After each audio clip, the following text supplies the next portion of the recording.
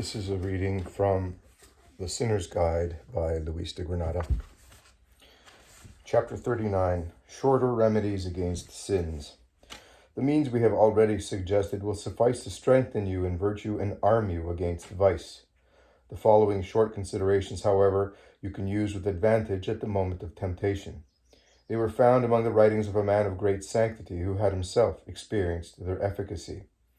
In temptations to pride, he would say, when I reflect upon the depth of humility to which the Son of God, the second person of the Blessed Trinity, descended for love of me, I feel that, however profound a contempt men may have for me, I yet deserve to be still more humbled and despised. When attacked by covetousness, he would think, having once understood that nothing but God can satisfy the heart, I am convinced of the folly of seeking anything but this supreme good. In assaults against purity, he would reflect, to what a dignity has my body been raised by the reception of the Holy Eucharist. I tremble, therefore, at the sacrilege I would commit by profaning with carnal pleasures this temple in which God has chosen to dwell. Against anger, he would defend himself by saying, no injury should be capable of moving me to anger when I reflect upon the outrages I have offered my God.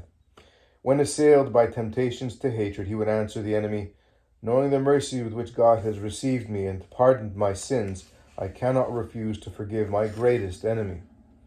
When attacked by gluttony, he would say, I call to mind the vinegar and gall that were offered to our Savior on the cross, and shall I not blush if I do not deny my appetite or endure something for the expiation of my sins? In temptations to sloth, he would arouse himself by the thoughts, eternal happiness can be purchased by a few years of labor here below.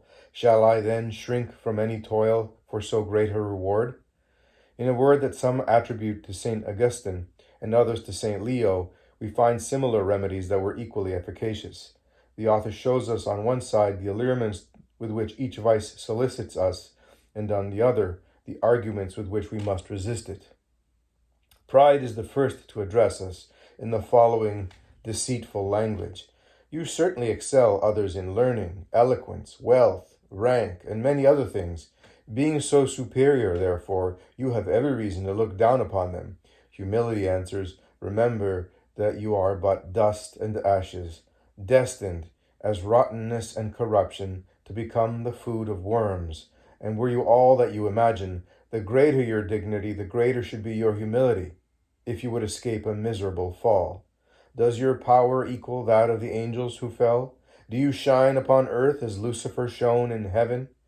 If pride thrust him from such a height of glory to such an abyss of misery, how can you, a slave to the same pride, expect to rise from your wretchedness to the honor from which he fell?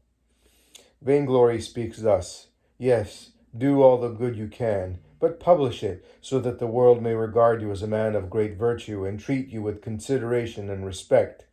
Fear of God answers, it is great folly to devote to the acquisition of temporal renown that which can obtain for you eternal glory.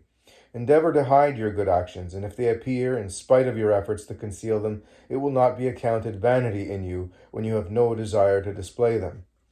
Hypocrisy counsels, assume the good qualities you do not possess, and make men think you are better than you are, so that you may not excite their contempt. Sincerity answers, it is better to be virtuous than to try to appear so.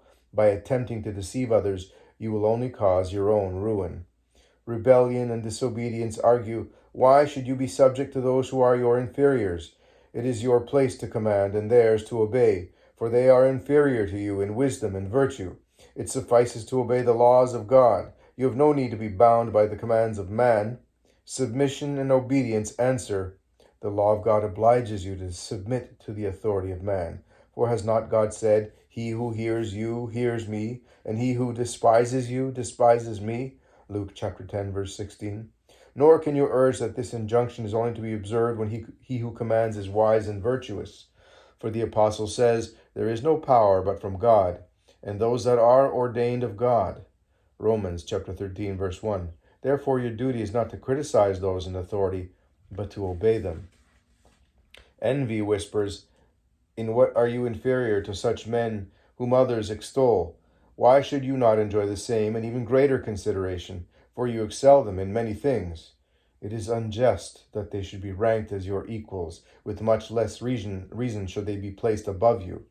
Brotherly love answers, if your virtue exceeds that of others, it is safer in obscurity. For the greater the elevation to which a man is raised, the greater is the danger of his fall. If the possessions of others equal or exceed yours, in what does it prejudice you?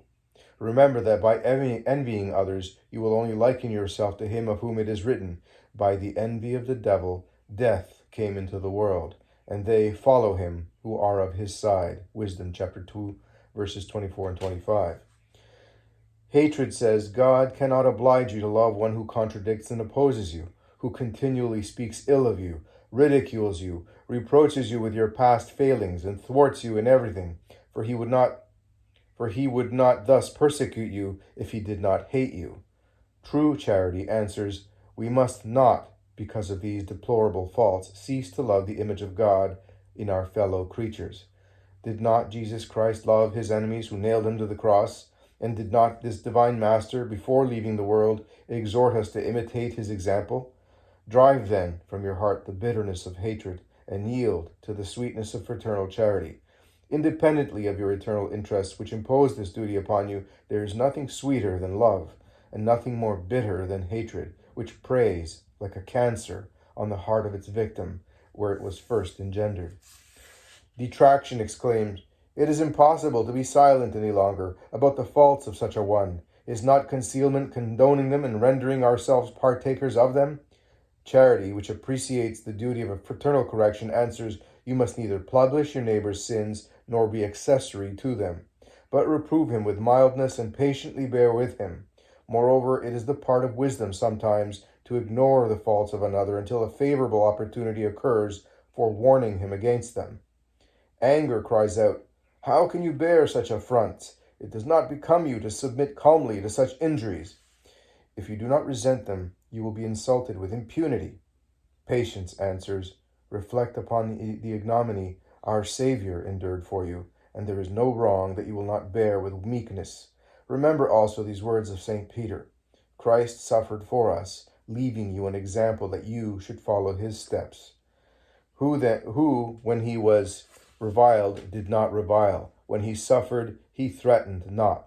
1 Peter chapter 2, verses 21 and 23.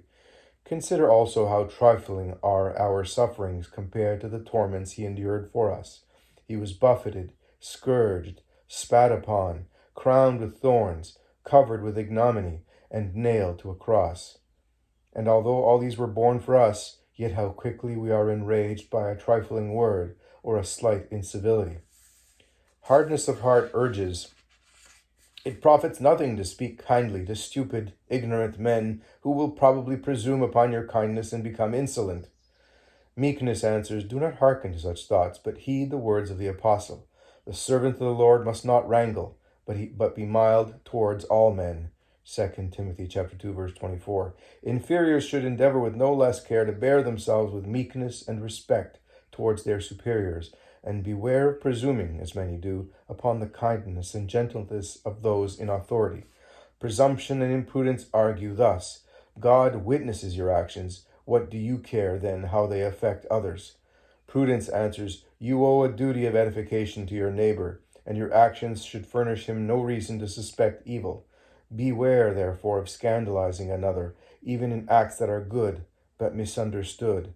If the reproofs of your neighbor are well-founded, humbly acknowledge your fault. If you are guiltless, avow your innocence with no less sincere humility.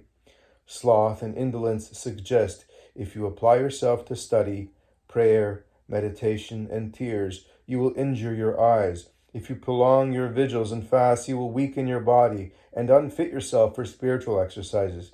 Industry and zeal answer, who has assured you many years of performance of these good works? Are you sure of tomorrow, or even of the present moment? Have you forgotten these words of our Savior? Watch ye, therefore, because you know not the day nor the hour. Matthew chapter 25, verse 13. Arise then, and cast aside this indolence that has seized you, for the kingdom of heaven, which suffers violence, is not for the slothful, but for the violent, who will bear it away. Matthew 11, verse 12. Covetousness insinuates, do not give any of your possessions to strangers, but keep them for yourself and your own. Mercy answers, remember the lesson of the covetous rich man of the gospel, who was clothed in purple and fine linen. He was not condemned for taking what did not belong to him, but for not giving from his abundance. Luke 16, verse 22. From the depth of hell he begged for a drop of water to quench his thirst, but it was denied him, because he had refused to the poor man at his gate even the crumbs that fell from his table. Gluttony urges, God created all these things for us, and he who refuses them despises the benefits of God.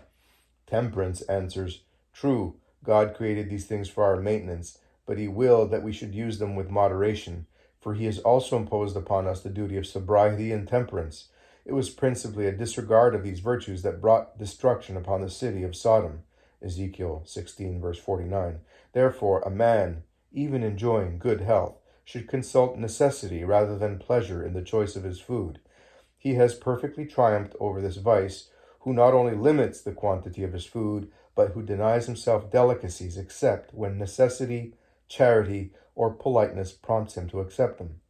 Loquacity tells us it is no sin to talk much if you say no evil, as on the contrary, it does not free you from fault to allege that your words are few if what you have said is bad. Discreet reserve answers, that is true, but great talkers seldom fail to offend with the tongue. Hence the wise man says, in the multitude of words thou shalt not want sin. Proverbs chapter 10, verse 19. And if you are so fortunate as to avoid injurious words against your neighbor, you will hardly avoid idle words, for which, however, you must render an account on the last day. Be reserved and moderate, therefore, in your speech, so that a multiplicity of words may not entangle you in sin. Impurity counsels thus, profit now by the pleasures life offers you, for you know not what may happen tomorrow. It is unreasonable to restrict the pleasures of youth, which passes like a dream. If God had not willed us the enjoyment of these pleasures, he never would have created us as we are.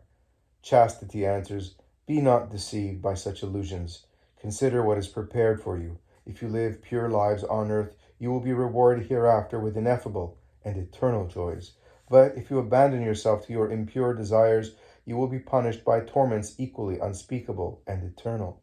The more sensible you are of the fleeting nature of these pleasures, the more earnestly you should endeavor to live chastely. For wretched indeed is that hour of gratification that is purchased at the expense of endless suffering. All that we have said in the preceding pages will furnish you with spiritual arms to triumph over your enemies. If you follow these counsels, you will take the first step in virtue. That is, you will extirpate your vices. Thus will you defend your soul, the citadel that God has confided to your care, and in which he wills to take up his abode. If you defend it resolutely and faithfully, you will enjoy the presence of this heavenly guest. For the apostle tells us that God is charity, and he who abides in charity abides in God, and God in him. 1 John chapter 4, verse 16. Now he abides in charity who does nothing to destroy this virtue, which perishes only by mortal sin, against which the preceding considerations may be applied as a preventative or remedy.